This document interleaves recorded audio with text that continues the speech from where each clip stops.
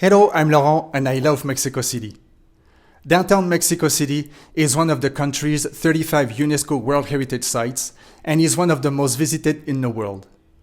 Today I'll be sharing with you Historic Center or Centro Historico's must-sees, so you make the most of your visit to the heart of this fascinating city.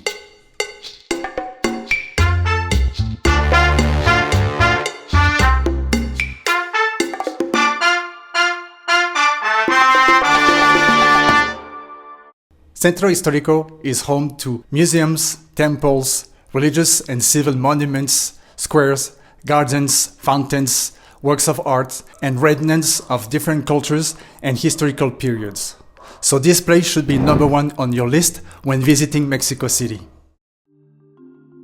The first thing you definitely need to check out in Centro Historico is its architecture. We are talking about 668 blocks that house almost 1,500 buildings of great historical and artistic value, which makes this downtown area the largest in Latin America. But to appreciate its architectural styles, you don't need to walk all of its blocks. I would recommend to take an early stroll through its western blocks, especially the ones located between Palacio de Bellas Artes, which we will go into towards the end of this video, and the main square, which takes us to the next must-visit spot in Centro Historico.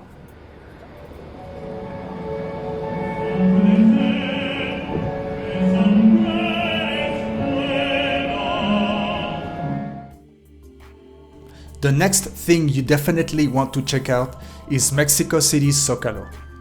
This huge square, also known as Plaza de la Constitución, is Mexico City's main square and one of the largest in the world. It is surrounded by important buildings such as the Metropolitan Cathedral, the National Palace, and other government buildings.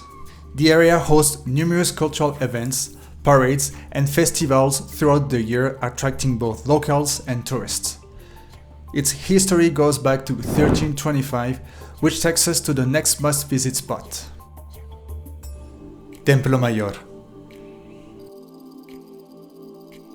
Zócalo is built on the ruins of the ancient Aztec capital, Tenochtitlan, which at the same time was built on an islet surrounded by navigable lakes and founded in 1325.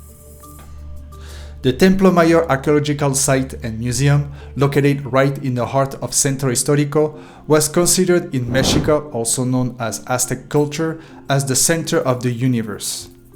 Templo Mayor, along with the Historic Center, is also listed as a World Heritage Site.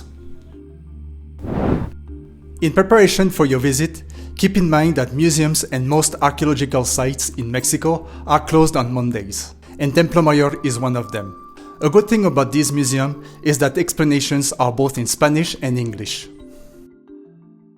The next place you might want to visit is Mexico City's Metropolitan Cathedral, which was constructed over the course of 250 years and exhibits a combination of architectural styles. Interesting enough, stones from the ancient Aztec temples were actually incorporated into its build. This stunning cathedral is the largest in the Americas and has numerous altars and chapels and a huge pipe organ.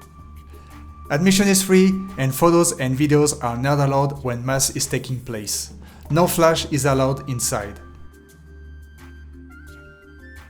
The next place you might want to include in your list is Palacio Nacional or National Palace, which serves as the President of Mexico's office and official residence. The building also features a mix of architectural styles and a series of murals painted by renowned artist and muralist Diego Rivera. The National Palace can be accessed from Moneda Street and admission is free. Registration is required at the nearby government building, also located on Moneda Street, where you will be asked to leave a valid piece of ID and any bulky personal items. Guided tours are available in both Spanish and English and take approximately an hour. You might want to block a couple of hours, including registration. Video is not allowed inside the premises. Another site you might want to visit is the Palacio de Bellas Artes or the Fine Arts Palace. Decorated in marble, the palace is renowned for its magnificent architecture that blends different styles. The palace hosts a variety of artistic and cultural events and is also home to a museum. It also showcases works of prominent Mexican muralists Diego Rivera, José Clemente Orozco, and David Alfaro Siqueiros. Adjacent to the palace is the iconic Alameda Central Park, the oldest public park in the Americas, that dates back to the 16th century and features gardens, walking paths, fountains, and statues. You might also want to visit the Palacio Postal, or the Postal Palace.